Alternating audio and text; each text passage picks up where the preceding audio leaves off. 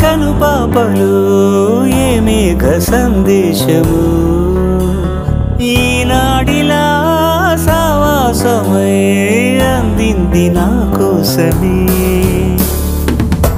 చిరునామాలేనిలే కంటి నాగానం చేరిందా నిన్ను ఇన్నాళ్ళకి నచ్చిందో లేదో చిన్న సందేహం తీర్చేశావేమో ఈనాటికి మౌన రాగాలు పలికే సరాగాలతో మందహాసాలు చిలికే పరాగాలతో